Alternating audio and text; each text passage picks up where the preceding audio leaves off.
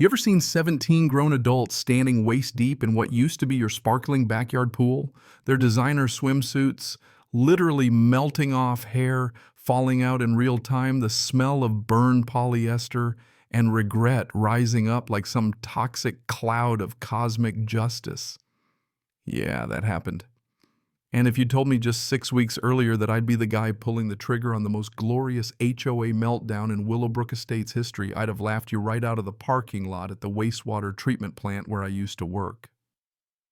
But life has a funny way of handing you both hell and salvation, sometimes in the shape of a $5 scratch-off ticket. Let me back up a sec, because my name's Bryce Montgomery.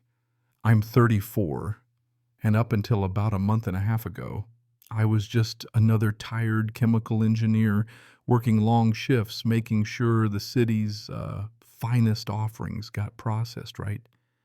Wasn't glamorous, but it paid the bills and let me dream of one day trading in those ammonia fumes for something a little sweeter, like, say, my own backyard pool. That dream came true. In the weirdest way. Stuck at a red light, burnt out, and sipping gas station coffee, I scratched off a lottery ticket I almost tossed in the glove box. First number matched, then another, and suddenly my hands were shaking so bad I nearly dropped my phone dialing the lottery office. $2.8 million after taxes called it, 1.7, enough to quit, buy a house, and most importantly, never smell processed sewage again. So I started house hunting. Not looking for a palace, just a nice spot with a pool, maybe a diving board for the nostalgia.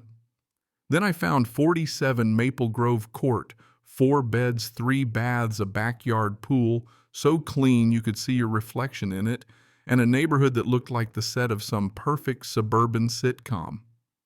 The owner, a retired judge named Morrison, was eager to leave, handed me the keys, and said, "The pool's got some unique features," with this weird little smile. Didn't think much of it then. First day, Bethany Drake, the HOA president, greeted me with a welcome to paradise. Should have known that paradise had a price tag and a catch. If you've ever had neighbors from hell, trust me, you'll want to stick around for this, because what these folks tried to pull would make even the nastiest next-door thread look tame. The first warning was subtle. Judge Morrison pressed an extra set of keys in my palm and told me, "Everything you need's in the garage." Emphasis on everything. Moving in, I barely got my boxes inside before Bethany herself came strutting through the side gate, white pantsuit, pearl necklace, blonde helmet of hair, and a smile sharp enough to slice open your Amazon packages. "I'm Bethany Drake, HOA president." She said it like she was granting me an audience with the Pope. Right behind her was her husband Dale, smelled like cologne and arrogance, and Madison, the secretary, already taking notes on her iPad. They looked my pool over like wolves at a steakhouse and hit me with, "We need to discuss shared amenities." Shared. That word nearly made me choke. "This is my pool," I said, keeping my cool. "Not some community bathhouse." Bethany's laugh could curdle milk. "Oh, you sweet summer child," she said, and I swear Madison snickered. "Lottery winners have a responsibility," Dale chimed in, giving me that look. "People give lottery winners on TV equal parts envy and entitlement." Turns out, while I'd been hauling moving boxes, the HOA board had cooked up a brand new rule. Any sudden wealth recipient, aka me, had to open their recreational facilities for community enrichment. They slid a paper across my table signatures and all like it was the Magna Carta. "This is discrimination," I said, but they just kept smiling. Bethany's lawyer, Preston Kidd, looked like he'd bought his suit at a Halloween store, started quoting rules, but forgot the words halfway through. When I asked if he was even a real lawyer, he blushed and mumbled about online degrees. That's when I realized Judge Morrison had left me a gift, maybe a warning, maybe a lifeline. After they left, I checked the garage. Hidden behind a barely there door, I found a maintenance room with industrial locks, inside normal pool stuff, and a locked metal cabinet. Opened it with one of the keys inside was a 3-ring binder thicker than a Bible, HOA defense protocol. First page handwritten from Judge Morrison. If you're reading this, they've started, use this wisely. Inside years of evidence schemes and dirty tricks, the whole playbook. The real gold was at the back blueprints for a secret plumbing system in the pool labeled Emergency Defense Modification. The pool had a hidden setup chemical injectors aligned to the storm drain and a switch that could turn paradise into a no-man's land. The next few days turned into a circus. Wet footprints by my pool every morning. Lipstick stains on my floats, board members sneaking in for safety inspections, slapping me with made-up fines, $500 here, $300 there. Ashley Winters took photos. Cooper Sterling, ex-cop turned wannabe enforcer, showed up with a fake warrant. Bradley Nash gave swim lessons to kids who weren't his.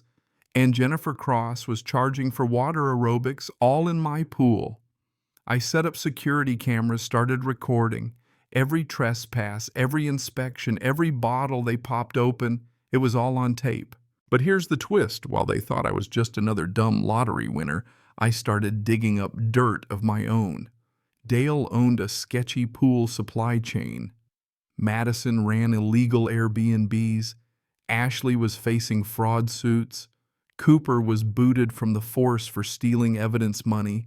Jennifer ran an unlicensed daycare. Preston, the lawyer, had never passed the bar. These were the people who wanted to make my property community. So I did what any self-respecting chemical engineer would do. I got creative. My old job had shown me the magic of bentonite clay. Get it wet and it becomes sludge you couldn't clean with a bulldozer. Mix it with industrial surfactant, the kind that melts synthetic fibers. Spike the pH and you've got a recipe for mayhem.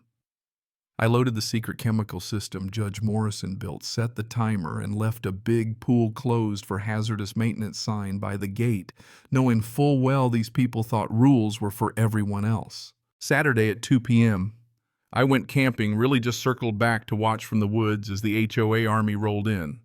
Bethany showed off in a gold bikini and a $3,000 wig. The rest followed, drinks in hand, floating on pool toys they stole from my shed, and congratulating themselves on their brilliant emergency vote. As they climbed in, the pool looked normal. 2 minutes later, the water turned cloudy. 5 minutes in, it thickened, and the screams started. Designer suits melted away, wigs floated off, hair dissolved, and they struggled to escape the expanding sludge. Cameras caught everything, Preston naked except for the mud. Madison's influencer bikini reduced to strings. Bethany's scalp showing through as her wig and hair vanished. Cooper's chest hair came off in patches. Bradley's kids sobbed as their junior swimwear disintegrated. They called the fire department, the police, anyone who'd listen. By the time emergency services arrived, the board looked like extras from a zombie apocalypse wrapped in blankets, humiliated and trying to explain how they'd broken in using a copied key. Here's where karma hit its stride. Fire chief reads the sign, closed for maintenance, hazardous chemicals. Deputy Harper. The cop asks Bethany, "Did you have permission to enter?" Bethany sputters about a vote but can't produce paperwork. Their lawyer breaks down and admits everything on live TV, including the scheme to force out homeowners and sell to Dale's company for pennies. My attorney rolls up with video evidence, the binder and state law violations highlighted in neon. The aftermath. 17 board members arrested, the news broadcasting every second. IRS seizes Bethany's Bentley. Dale's business goes under. Madison's Airbnb shut down. Ashley's license revoked. Cooper's pass catches up. Bradley's charged for unrelated lessons.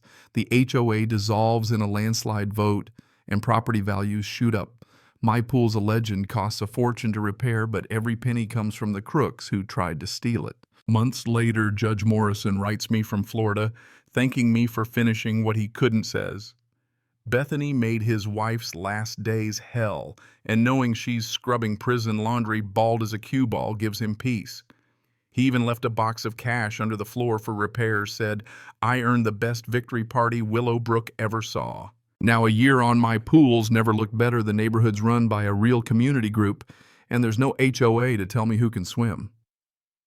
Bethany's still in prison. Dale's got nothing left. Preston's flipping burgers. The story of the Mudgate massacre is legend, a warning to every wannabe tyrant. Kids call my pool the pool of justice. Parents tell it as a lesson in standing up to bullies. So let me ask you, if you could add anything to that pool cocktail, what would you pick? Drop your best or wildest ideas in the comments. Ever tangled with an HOA? Share your war stories? I read every one, and hey, maybe your story's the next legend. Sometimes the best revenge is served not cold but muddy at exactly 2 p.m. on a Saturday. Best lottery ticket I ever scratched. Best pool I ever owned. And the sweetest victory money could never buy.